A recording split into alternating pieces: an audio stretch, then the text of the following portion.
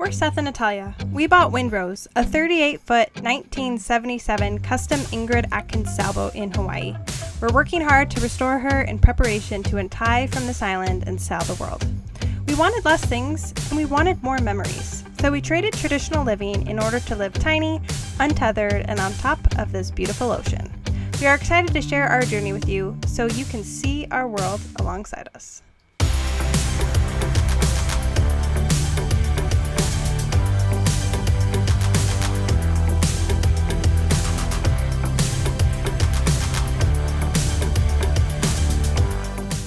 Alright, so one of the hardest things for me to adjust to with tiny living and living on a sailboat was utilizing my small kitchen galley. So I came from a house full fridge, full freezer, and like a full pantry, so you could just like pull it out and have all of your things. Here, obviously, it's really small. It's just one little like area to stand in, and that is where your fridge is, that's where your stove is, and that's where your storage is. So definitely downsized a lot in terms of the kitchen and the galley. So now it has been really trial and error, and I feel like I've really perfected it.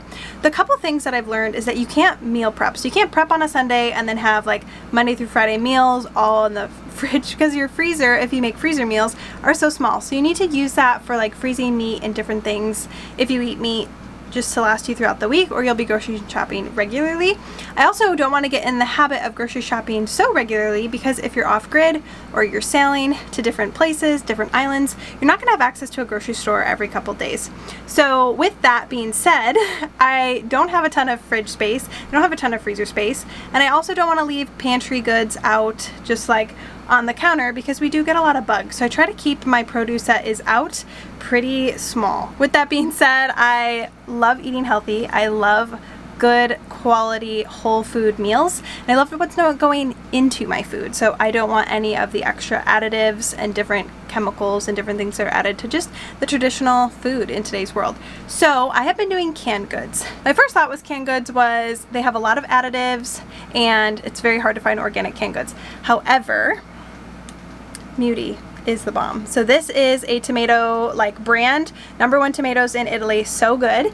And my favorite is their cherry tomatoes. It's so good, and I love how they just have 2 ingredients. So no citric acid, it's non-GMO. The only ingredients in this can is the whole cherry tomatoes and the cherry tomato juice. So this is our stove. It's a propane stove. Now, because we live in Hawaii, and depending on where, if you have a sailboat where you live or where you're traveling, it gets to be really hot. So I don't like to run this very much, because it like heats up this whole boat very quickly. So I'll occasionally put things on the top burner, but very rarely. As well as when you're off grid, you have to conserve. So I've been really practicing conserving as much as possible. So when we go off grid, we are fully transitioning our sailboat to be like an electric motor, and then obviously we're going to need solar power to power any other appliance that we have, such as a microwave and different things like that. So I've been utilizing our GoSun a ton to cook using the sun. So I'm going to show you how to make amazing high quality tomato soup and homemade bread in the GoSun, just utilizing the sun. So very small, like fresh food is needed.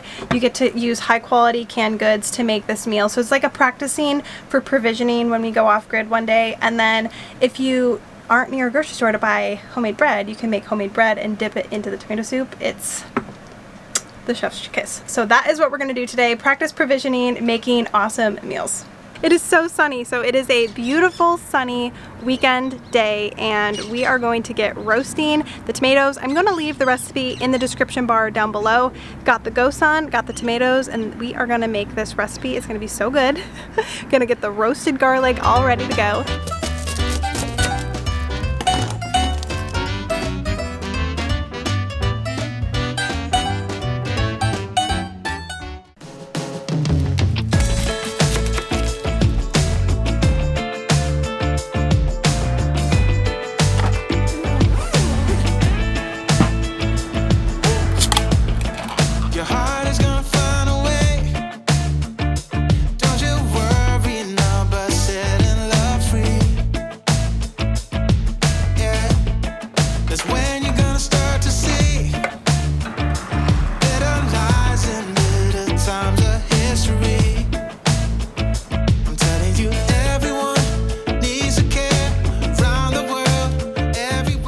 It's been a couple hours.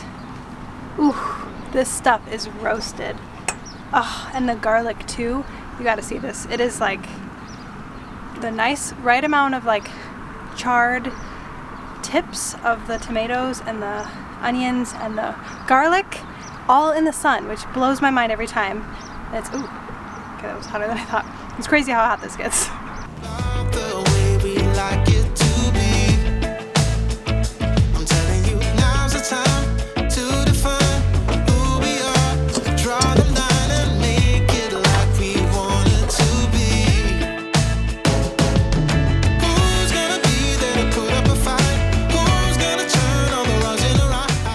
Alright, so I just have this in the blender, and then since we're going to blend it up, I'm just taking some fresh herbs, basil, and oregano. I have cream. This is heavy whipping cream, 100 grams.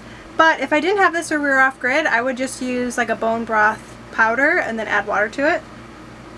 But we have cream, so we're going to use the cream. And then the only electricity we're going to be using is the blender. And for, honestly, just a couple seconds. Alright, and don't forget the water. I just poured it in the same thing with the cream, 75 grams. Did forget to add the water, so don't forget. Alright, so Seth requested grilled cheeses, so I am just going to pop this in here for 1 minute. This is the baguette that I made. I'm just toasting it with a little bit of this seasoning blend, and I'm going to hit it with some cheese. But the key is to leave this window open so that even though it's going to be on for just like 2 minutes to crisp the outside, the window can let the heat escape.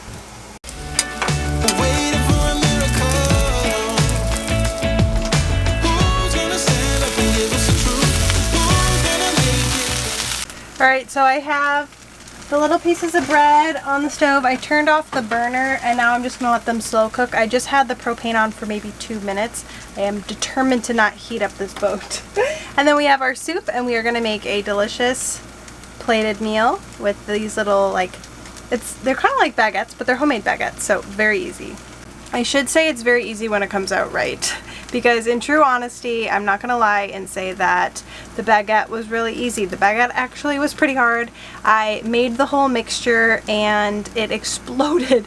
I think I let it rise for too long because the ghost sun is small, so you can't like let it rise and get like this really big juicy loaf like you could in the oven where you have unlimited room. So not gonna lie and say the baguette was easy. Gonna be honest with you guys, it was not easy. I made a second one and let it rise only for like 20 minutes and then put it in, and it's good, and now they're getting crisp.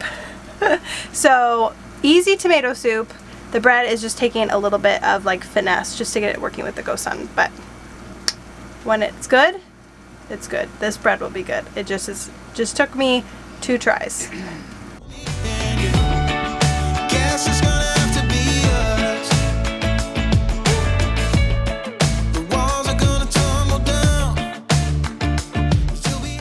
Really good. I don't really use cream like in any of my soups, you know, and it's good. Are you recording? Mm-hmm. So you know that that's going to be on all those recordings, right?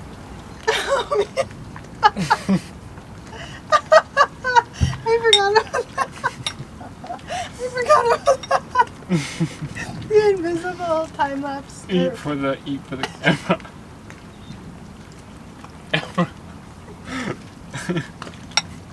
Don't make me pee. Don't make me pee. Ridiculous.